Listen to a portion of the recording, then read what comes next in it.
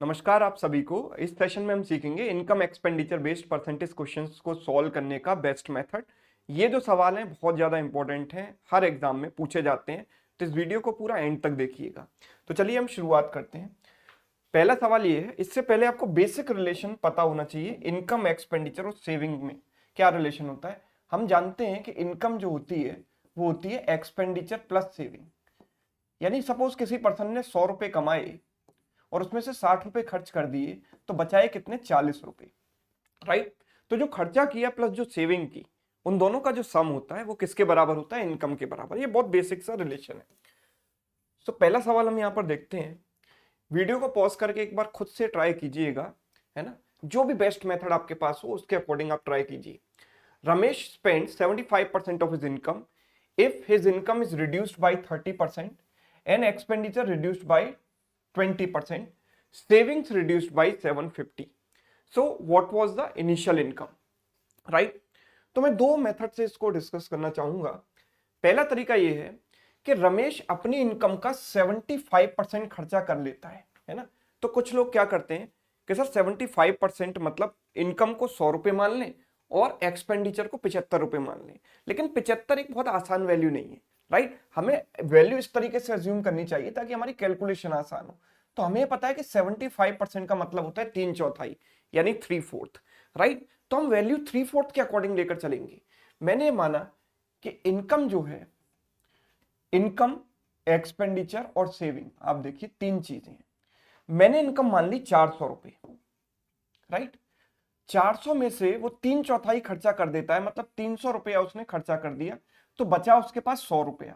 तो मैं ऐसे मानकर चलूंगा 400, 300 और 100, राइट।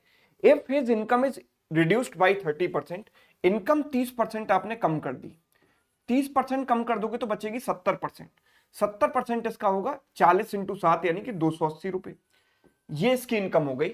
एक्सपेंडिचर रिड्यूस्ड बाई 20%, तो हम कहेंगे सर एक्सपेंडिचर 20% कम हो गया, तो इसका 20% यानी 60 रुपए इसमें से कम कर दोगे तो 240 बचेगा, राइट। तो सेविंग क्या होगी? तो हमें बेसिक रिलेशन पता है कि सेविंग जो होती है वो होती है इनकम माइनस एक्सपेंडिचर। तो इनकम में से एक्सपेंडिचर घटाया तो सेविंग आ गई 40 रुपए, राइट। तो हम कह सकते हैं कि सेविंग में जो चेंज आया वो कितने का आया? 60 रुपए का चेंज आया। और जो 60 रुपए का चेंज है ना, वो किसके बराबर दिया गया है? 750 रुपए के बराबर।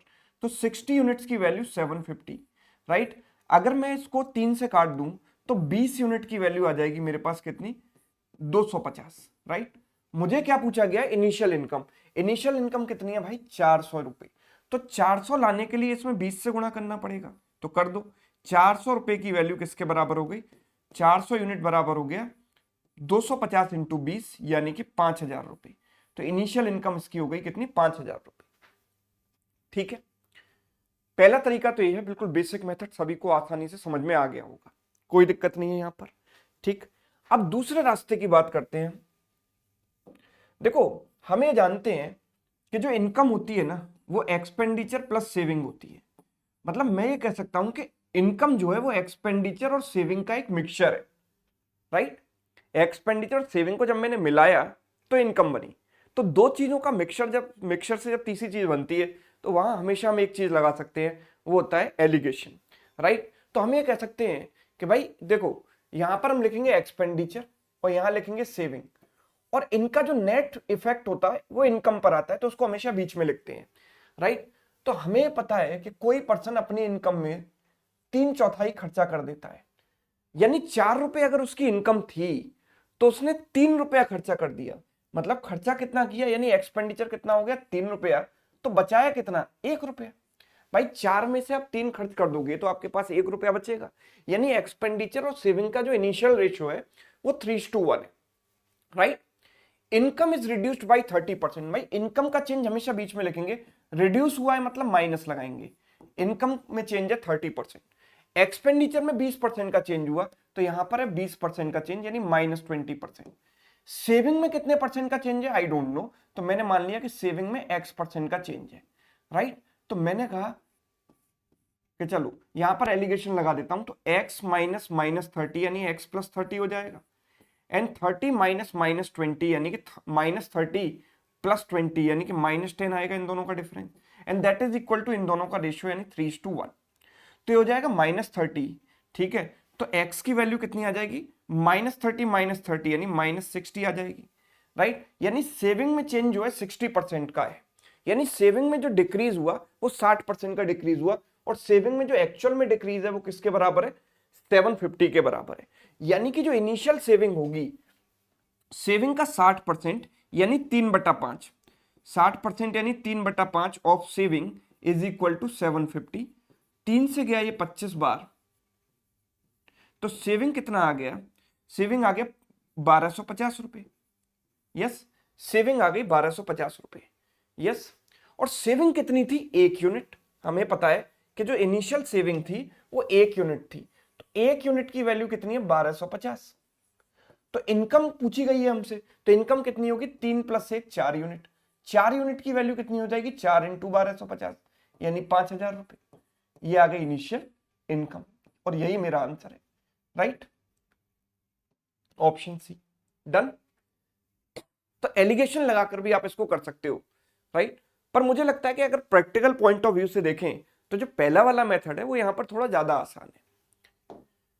अगला देखिए, a person spends 80% of his income, if his income increases by 20%, expenditure also increases by 30%, then what percent will his saving be reduced। तो यहां पर देखो, अब यहां पर 100 मानकर भी कर सकते हो और आप एलिगेशन भी लगा सकते हो, तो मैं एलिगेशन से करता हूं, है ना।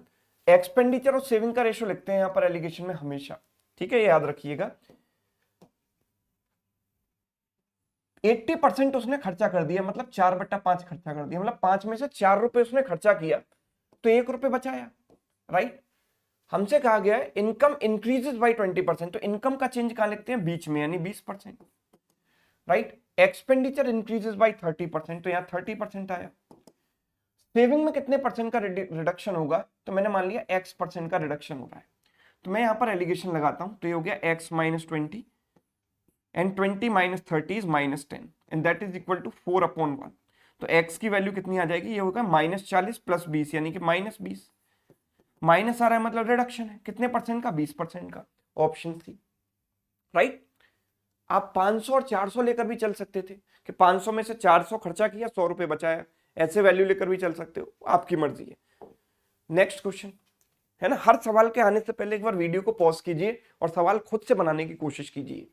3 persons ABC whose combined salary is 56,000, 3 लोगों की कंबाइंड इनकम 56,000 है।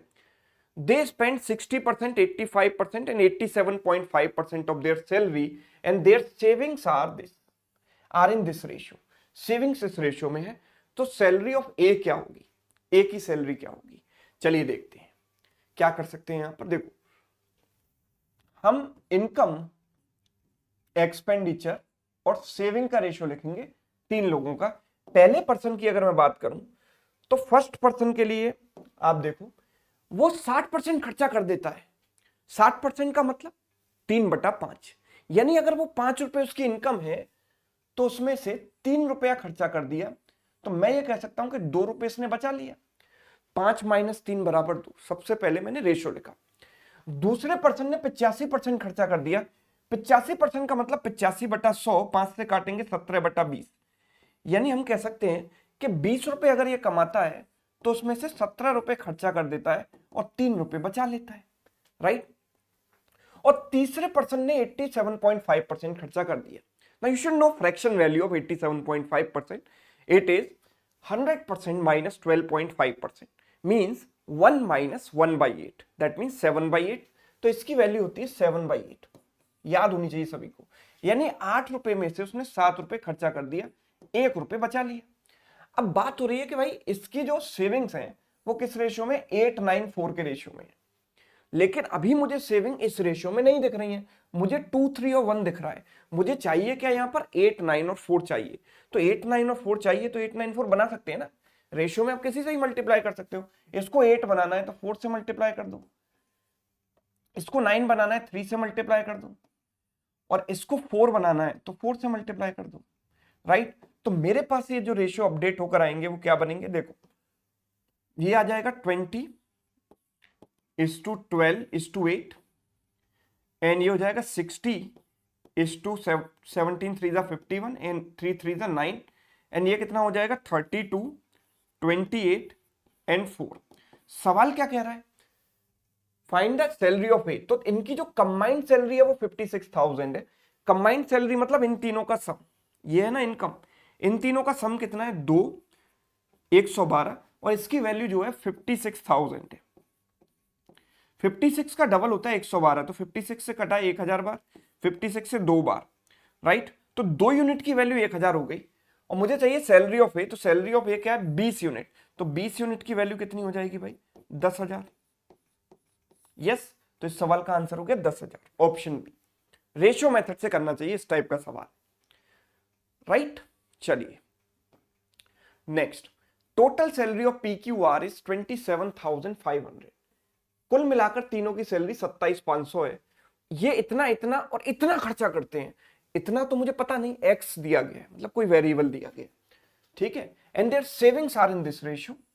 और एक और रिलेशन दिया गया कि एक्स की वैल्यू तो मुझे बतानी है, और यहां पर दिया गया salary of R is 18/11% of total salary of PQR, right.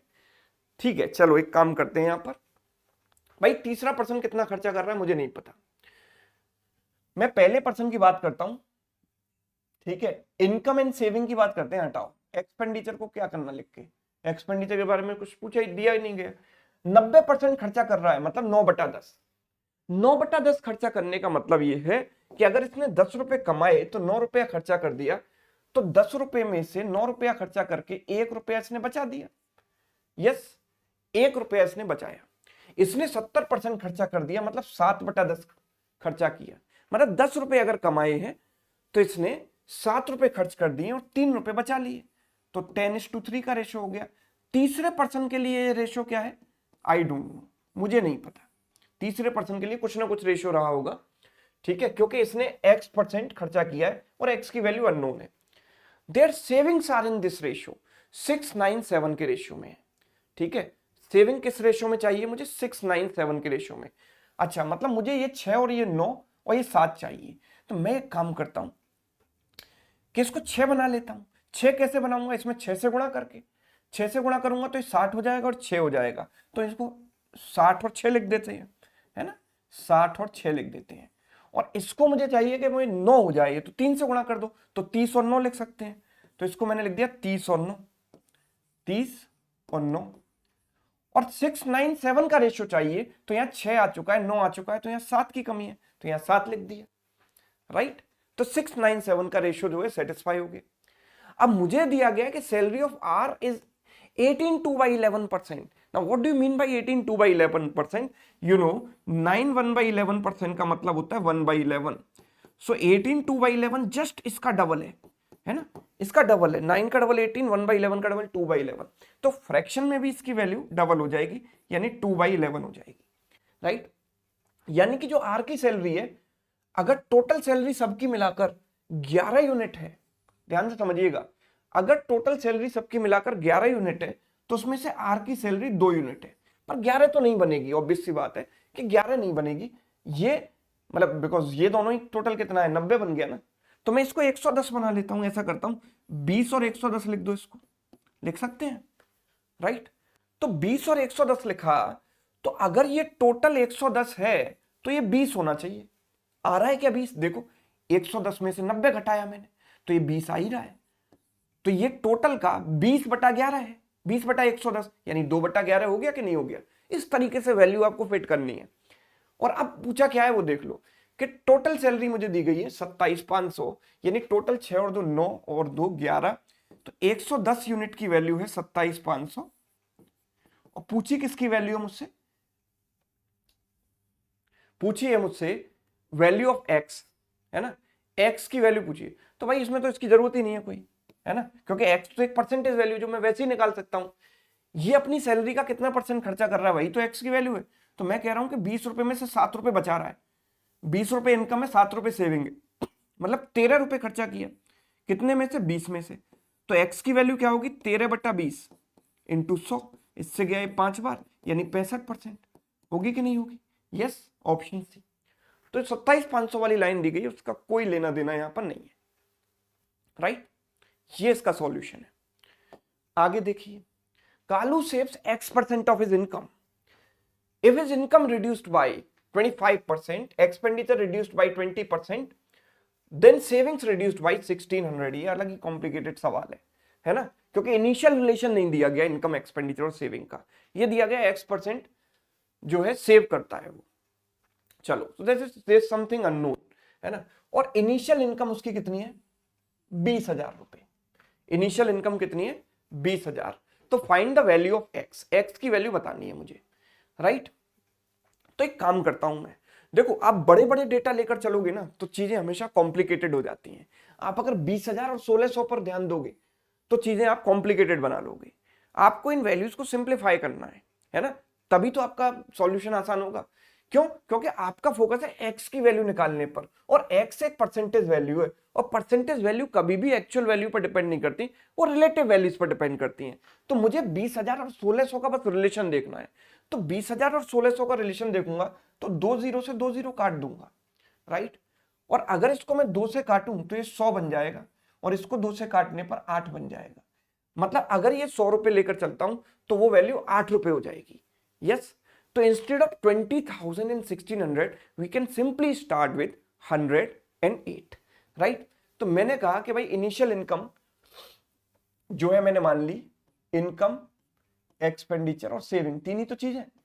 तो इनकम को मैंने मान लिया 100 रुपए, है ना, क्योंकि मेरे अकॉर्डिंग ये वैल्यू 100 रुपए है, ठीक है। क्योंकि 2 से काटा तो 100 बार कटा, 2 से काटा 8 बार कटा। तो इनिशियल इनकम 100 रुपए है। आराम से ठंडे दिमाग से सोचिए। आगे देखिए, इनकम रिड्यूस्ड बाय 25%। तो इनकम को मैंने 25% कम किया। 25% अगर इसको कम करूंगा तो कितना बचेगा? 75 बचेगा, 75 बचेगा। आगे बोला है एक्सपेंडिचर रिड्यूस्ड बाय 20%। अब एक्सपेंडिचर कितना था मुझे नहीं पता, लेकिन हाँ मुझे ये पता है कि saving reduced by 8 rupees. Saving 8 रुपए से कम हो रही है, तो ये 25 रुपए से कम हुई और सेविंग 8 रुपए से कम होगी। सेविंग 8 रुपए से कम होगी, ठीक है। अच्छा, आप मुझे एक बात बताओ, अगर मुझे ये पता है कि इनकम में कितना रिडक्शन हुआ और सेविंग में कितना रिडक्शन हुआ, तो मैं एक्सपेंडिचर में रिडक्शन निकाल सकता हूं कि नहीं निकाल सकता? आप सोचिए जरा। देखो, हमें ये पता है कि एक्सपेंडिचर जो है वो है इनकम माइनस सेविंग। यस, अगर इनकम को आप कम करोगे तो एक्सपेंडिचर भी कम होगा, और सेविंग को आप कम करोगे तो एक्सपेंडिचर बढ़ेगा, क्योंकि सेविंग माइनस में है। तो मैं नेट इंपैक्ट अगर देखूं तो इनकम में 25 रुपए कम किया तो एक्सपेंडिचर में भी 25 रुपए कम हो गया। लेकिन वहीं पर मैंने सेविंग में 8 रुपए कम किया तो एक्सपेंडिचर में 8 रुपए बढ़ जाएगा। क्यों? क्योंकि अगर सेविंग में आप -8 यहां रखोगे तो माइनस ऑफ माइनस क्या हो जाएगा? प्लस हो जाएगा, राइट। तो नेट इंपैक्ट जो एक्सपेंडिचर में आएगा वो -17 का आएगा। यस, तो मैं ये कंक्लूड कर सकता हूं कि जो एक्सपेंडिचर में जो चेंज आया वो 17 रुपए का आएगा। कह सकते हैं ऐसा, एक्सपेंडिचर में 17 रुपए का चेंज आएगा, राइट। एक्सपेंडिचर में 17 रुपए का चेंज आएगा। तो अब यहां पर अगर देखें तो if his income is reduced by 25%, ठीक है, एक्सपेंडिचर रिड्यूस्ड बाय 20%। अब जो एक्सपेंडिचर में रिडक्शन हो रहा है ना वो कितने परसेंट का हो रहा है? 20% का हो रहा है। 20% का रिडक्शन हो रहा है, मतलब ये जो भी रिडक्शन है वो प्रीवियस वैल्यू का 1/5 है, बिकॉज 20% का मतलब होता है 1/5, यानी जो भी रिडक्शन है वो प्रीवियस वैल्यू का 1/5 है। तो इसका ये किसका 1/5 है? तो इसका 5 गुना कर दो, 85 रुपए। यस और 85 रुपए।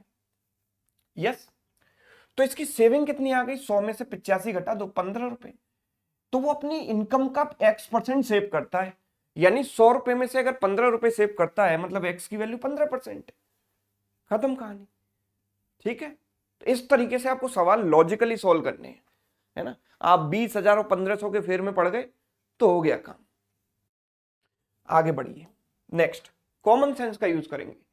A person spend 62.5% of his income income increases by 11.11%, expenditure increases by 33.33%.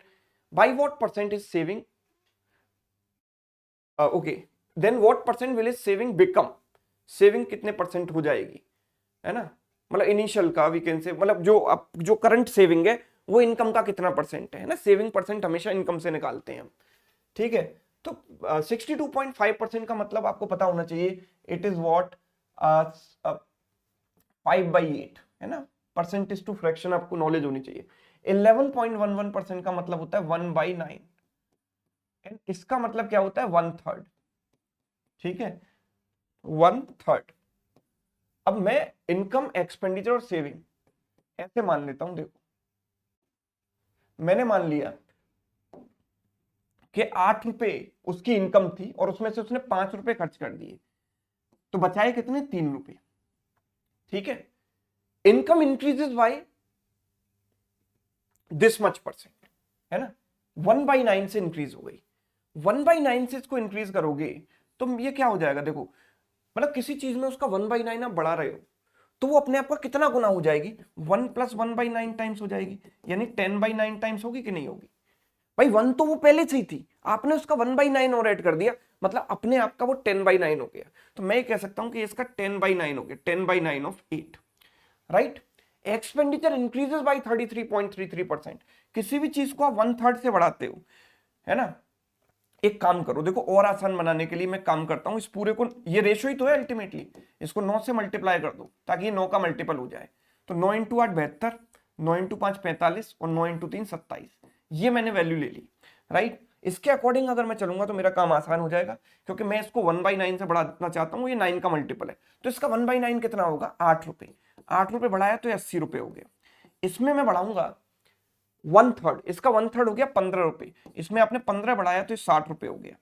तो जो सेविंग होगी वो कितनी हो जाएगी, 80 - 60 यानी 20। भाई जो सेविंग है वो कितना परसेंट है इनकम का, तो मैं ये कह सकता हूं कि जो सेविंग है वो इसका 1/4 है। 1/4 का मतलब 25%। तो जो सेविंग परसेंट है अब वो कितना हो जाएगा, 25%, राइट। चलिए अगला देखिए, the ratio of incomes of ABC is 3:5:4. The ratio of their expenditures is 2:3:7. C saves 65% of income. Find the ratio of the savings of A and B. अब आप आराम से कर सकते हो इस टाइप के सवालों को, मुझे पूरा कॉन्फिडेंस है। देखो क्या करना है, इनकम, एक्सपेंडिचर, सेविंग, तो 3 रुपए, 5 रुपए और 7 रुपए इनकी इनकम का रेशियो है 3, 5, 7। मैं एक काम करता हूं, ऐसे लिख देता हूं हॉरिजॉन्टली, इनकम, एक्सपेंडिचर का जो रेशियो है वो है 2, 3, 7, 2, 3, 7। अब मुझे ये पता है सेविंग की अगर मैं बात करूं तो C save 65% of the income. 65% का मतलब 65/100। 5 से काटेंगे तो 13/20, 13/20 आएगा। मतलब अगर ये 20 रुपया कमाता है तो उसमें से 13 रुपए बचाएगा, right. C saves, this is 4, ठीक है। अगर ये 20 रुपया कमाता है तो 13 रुपए उसमें से बचाएगा। तो पहले मैं इनकम को 20 तो बना लूं। ये 4 रुपए इनकम दिखाई दे रही है इसकी, सी की। इसको 20 बनाने के लिए मैं क्या करूंगा, 5 से मल्टीप्लाई करूंगा, तो ये हो जाएगा 15, ये 25 और ये 20। ठीक है, तो मैंने यहां लिखा 15, 25 और 20, राइट। अब 20 रुपए में से अगर वो 13 रुपए बचा रहा है, यानी कि 7 रुपया खर्चा करना चाहिए। और देखो कितनी अच्छी बात है कि यहां पर एक्सपेंडिचर मुझे 7 ही दिखाई दे रहा है। तो कंडीशन सेटिस्फाई हुई कि नहीं, 20 - 13 = 7, डायरेक्ट दिखाई दे रहा है। तो मैं इनको भी डायरेक्ट घटा सकता हूं। 25 - 3 22 हो गया और 15 - 2 13 हो गया। तो सेविंग का रेशियो ये हो गया। मुझसे बोला saving ratio of A and B, so that is 13:22। 13:22, that means option A is correct. Done. चलिए ये सवाल आपके लिए होमवर्क है, एक homework question number 1 and homework question number 2। ये 2 सवाल मैं आपको होमवर्क में दे रहा हूं प्रैक्टिस के लिए, और इन दोनों को सॉल्व करके एक अच्छे स्टूडेंट की तरह आपको सॉल्व करके आंसर कमेंट करके मुझे बताने हैं दोनों के, ये वाला और ये वाला। ठीक है, तो मुझे लगता है कि इनकम, एक्सपेंडिचर, सेविंग के काफी सारे वैरायटी, मतलब almost all the varieties of questions हमने यहाँ पर कवर किए हैं। उनको सॉल्व करने की आसान टेक्निक्स हमने डिस्कस किए हैं, है ना। जितना ज्यादा इनोवेटिव मेथड्स हो सकते थे वो डिस्कस किए हैं, है ना। तो उम्मीद करता हूँ इसके बाद आपको इन सवालों में कोई डाउट नहीं रहेगा। अगर आपको ये वीडियो पसंद आया है तो अपने दोस्तों के साथ इसको शेयर जरूर करें, राइट। और अगर आप चैनल पर नए हैं तो चैनल को सब्सक्राइब कर लीजिए। Thank you so much.